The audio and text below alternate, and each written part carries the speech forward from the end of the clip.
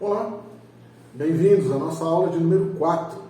E dando continuidade ao nosso módulo desse mês, esgotamento espiritual, eu queria pegar um gancho da nossa aula número 3. Nós terminamos aquela aula falando de uma parábola, a parábola do filho pródigo, E é maravilhoso quando nós olhamos a maneira como o Senhor Jesus construiu aquela situação ali, apresentando para os fariseus do seu tempo, e quantos assuntos relevantes nós temos ali para a nossa aula de hoje, E a aula de hoje é escravos ou filhos. Então, pegando essa ideia da parábola, nós sabemos que teve um dos filhos que disse ao seu pai que o equivalente a você está morto para mim, E a partir disso, simplesmente ele foi e gastou todo o seu dinheiro. E então, quando ele retorna para casa, nós encontramos um pai que o amava, e amava de tal maneira, que demonstra o seu amor ágape ao seu filho, o aceitando de volta, dando uma tremenda festa. Nesse contexto, chega o irmão mais velho desse rapaz que estava no campo trabalhando, e aí a partir daí se desenrola um diálogo muito interessante, muito revelador. E como eu disse, o Senhor Jesus sempre foi incrivelmente detalhista na maneira como ele escolheu tão bem as ilustrações que ele queria embasar aquilo que ele estava ensinando às pessoas, Eu vou ler aqui 2 versículos, estão em Lucas, capítulo 15, os versos 29 e o verso 30. Mas ele respondeu ao seu pai: olha, sirvo-te há tantos anos, sem nunca transgredir o teu mandamento, e nunca me destes um cabrito para alegrar-me com os meus amigos. Vindo, porém, esse teu filho que desperdiçou os teus bens com meretrizes, tu mandastes matar para ele o bezerro cevado. Então nós vamos encontrar ali que quando ele se dá conta da festa, sabendo o motivo da festa, o seu coração se enche de rancor, de ira, de mágoas, e ele se recusa a aparecer na festa, que era em homenagem ao seu irmão, que, como disse o próprio pai, antes estivera morto, mas agora foi recuperado. E quando o pai sai ao encontro dele para perguntar o que estava acontecendo, para convidá-lo para entrar na festa, ele solta essa para o pai. Simplesmente ele demonstra toda a amargura, despeja ali, ou como nós diríamos nos dias de hoje, resolve lavar a roupa suja, e a principal reclamação dele é que por tanto tempo ele trabalhou, fez tudo o que foi pedido a ele, e ele nem sequer se achava merecedor de um pernil de cabrito. Interessante que a palavra que nós vamos encontrar no grego para servir, quando ele vira para o pai, sirvo-te há tantos anos, ela poderia ter sido traduzida como estar escravizado. É a mesma raiz para escravo. Então, em outras palavras, é como se ele estivesse dizendo para a coisa: a vida inteira eu trabalhei para você como um escravo, e você nem sequer me deu uma perna de cabrito para eu celebrar com os meus amigos. Interessante que esse era o sentimento no coração daquele irmão mais velho. E quando Jesus conta essa parábola, ele já havia deixado os seus ouvintes bem chocados com essa ideia de um pai amoroso que realmente está em busca de recuperar aquele que está perdido, que o ama tanto que não importa de que maneira leviana esse filho tivesse vivido, ele está disposto a aceitá-lo de volta. E aqui Jesus faz um contraste com o sistema farisaico daquele momento, em que as pessoas simplesmente viviam de uma forma como se sentissem em verdade escravos de Deus, não filhos. Aquele filho mais velho era o co-herdeiro do pai. Se o pai morresse naquele exato momento ali, provavelmente 2/3 de todos os bens iriam para ele. Ele era dono de muito mais até do que o próprio irmão mais novo era. Só que no coração dele, ele se sentia como um escravo. Se sentia como alguém que trabalhou e foi escravizado pelo pai por tanto tempo e nunca conseguiu nem mesmo alguma coisinha para se alegrar com seus amigos. É interessante que, se nós fôssemos olhar na própria ilustração, na cabeça do pai seria a seguinte mesmo. Vamos usar um exemplo de cercas da fazenda. O pai diz para o filho assim: as cercas precisam ser consertadas. Provavelmente no coração do pai estaria alguma coisa do tipo assim: olha, seria um bom investimento para a nossa fazenda, para a nossa herança, para aquilo que a gente tem, para a nossa propriedade, se essas cercas fossem consertadas. Mas tudo que o filho conseguiu ouvir do seu próprio pai é: vá consertar essas cercas, menino. Como se ele jamais fosse reconhecido pelo pai, pelo valor que ele tinha. muito ao contrário. O próprio pai na parábola declara, né, tudo que eu tenho é seu. Tudo que eu tenho te pertence. Só que quantos são as pessoas hoje, infelizmente, nos dias de hoje, que se sentem dessa mesma forma, como se eles fossem escravos de um Deus em que eles têm que simplesmente seguir rituais, ordenanças e mandamentos, e eles não conseguem simplesmente ter o prazer de se alegrar na presença do Pai. Eu fico imaginando que, igual aquele irmão mais velho, talvez muitos nos dias de hoje, esgotados espiritualmente, que jamais fizeram alguma coisa dentro das igrejas por um amor genuíno. Simplesmente era a ideia de que eu estou trabalhando como um escravo aqui para as outras pessoas, e a ideia de prover em amor para os seus semelhantes, isso sempre foi algo que no coração dessas pessoas nunca entrou. Jamais serviram ao Senhor de fato em amor. Interessante que para o fariseu, para o judeu do tempo do Senhor Jesus, o que eles estavam sempre buscando era um currículo de realizações. Como se eles pudessem apresentar diante de Deus uma lista de tudo que eles fizeram. Eu falei bom dia hoje, tica. Eu falei boa tarde também. Olha, são 2 tiques. Olha, hoje eu peguei e dei uma esmola. Então, quer dizer, como se cada vez que ele fizesse uma lista daquelas, ele fosse apresentando para Deus o seu currículo espiritual, dizendo, a partir de então, eu mereço ser amado, eu mereço ser notado, eu mereço que o Senhor me dê, né, o Senhor satisfaça os desejos do meu coração. Infelizmente, nós vamos encontrar isso nos dias de hoje. E a gente vê isso bem claro na fala do irmão mais velho, né?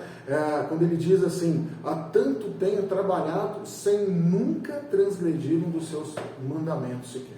Então é como se essa pessoa vivesse simplesmente para cumprir os estatutos da lei, cumprir, eu não minto, eu não roubo, eu não mato, eu não fofoco, e faz uma lista todas, esperando que com isso, né, e de alguma forma ele pudesse apresentar para Deus e ganhar o favor de Deus. Será que você tem vivido dessa mesma forma? Será que você conhece pessoas que vivem dessa forma?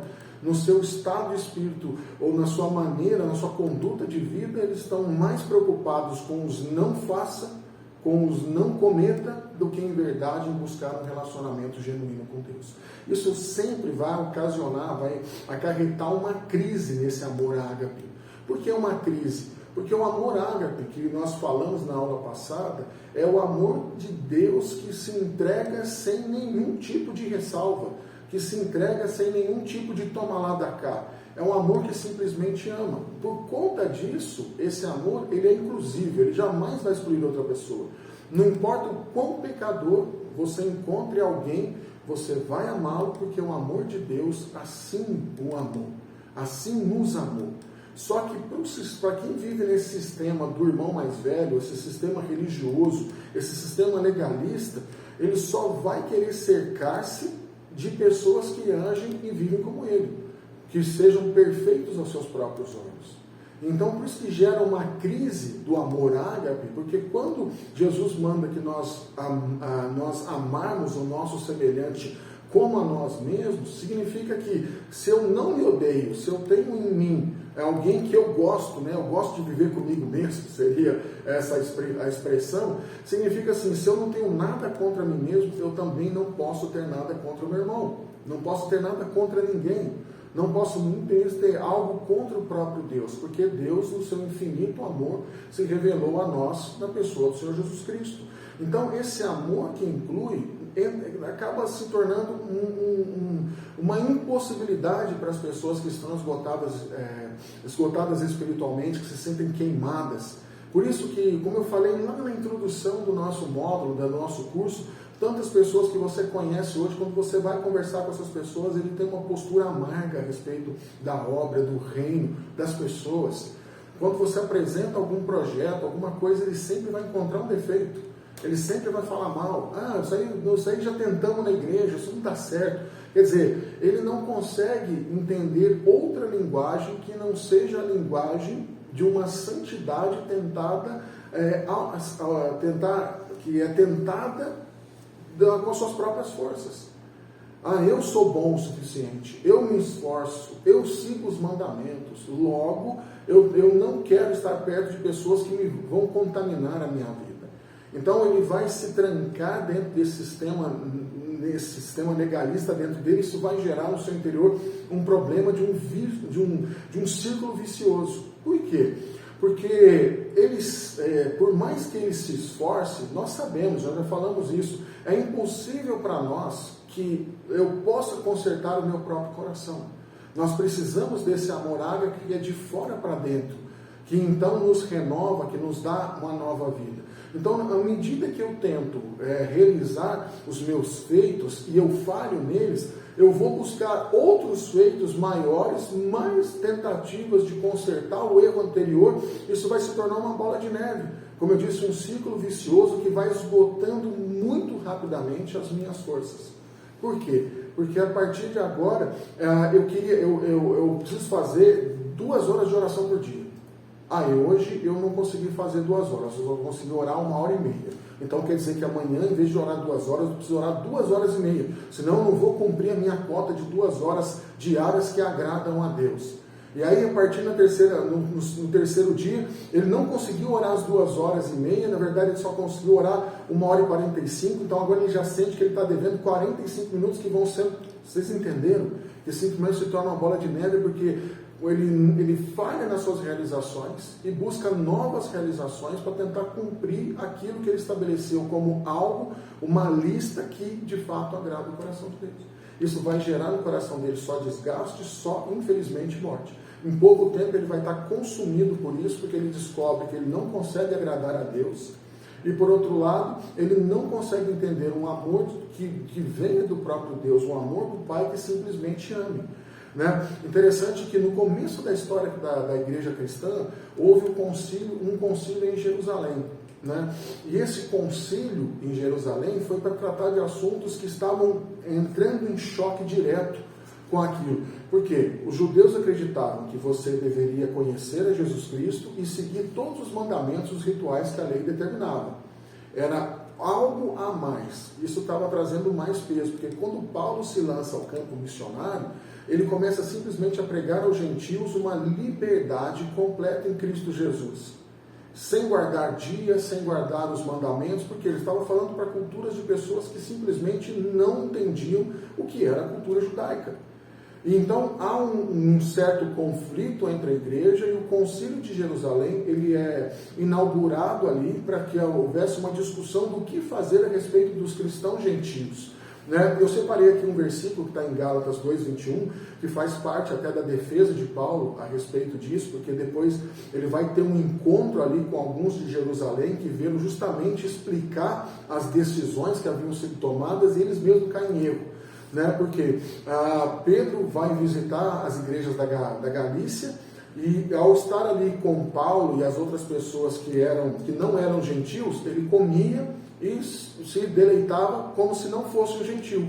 Mas quando chega Tiago, os que eram da chamada circuncisão, quer dizer, eram os judeus ali convertidos ao Evangelho, convertidos a Jesus, Pedro já muda de ideia e simplesmente começa a falar mal desse estilo de vida que não seguia as regras do judaísmo. Então, naquela ocasião ali, até o próprio apóstolo Paulo o repreende publicamente, porque ele tinha tomado uma atitude dupla, quando ele estava com um grupo de pessoas, ele agia de uma forma, mas quando ele estava com um grupo de outras pessoas, ele agia de outra forma completamente diferente. Tipo, uma Maria vai com as outras. E justamente por quê? Porque ele ainda estava dividido entre a graça de Deus pura e simples, o amor de Deus que ama e simplesmente seguir os mesmos rituais judaicos. Eu separei aqui um versículo de Gálatas, capítulo 2:21, o próprio apóstolo Paulo diz assim: não anulam a graça de Deus, porque se a justiça provém da lei, segue-se que Cristo morreu em vão. Se a verdade, a nossa justiça, vem daquilo que nós praticamos, da obediência, do faça isso, não faça aquilo, é proibido isso, é proibido aquilo, então, em verdade, todas essas coisas estão anulando a graça de Deus. É interessante pensar dessa forma, no seguinte, por exemplo, há muitas igrejas que estabelecem doutrinas que nem bíblicas são, ou tem uma sombra de versículo bíblico, como por exemplo, usar o véu dentro da igreja, ou qualquer coisa desse jeito aqui. Não estou aqui criticando as denominações, mas colocando o seguinte, que quando você coloca que Cristo não é mais suficiente, porque você tem que ter Cristo, mas tem que guardar o sábado. Você tem que ter Cristo, mas tem que usar o véu. Você tem que ter Cristo, mas tem que usar a calça isso, a calça aquilo, a saia disso, a saia daquilo, o cabelo assim, o cabelo daquele outro jeito. Quando você estabelece coisas a mais, é o que Paulo está dizendo. Então, é certo que Cristo morreu em vão. Porque, na verdade, a justiça não provém da lei, a justiça provém do amor do Pai oferecido a cada um de nós. Escravos ou filhos? Que posição que você está? A gente segue conversando sobre isso na próxima aula, em nome de Jesus.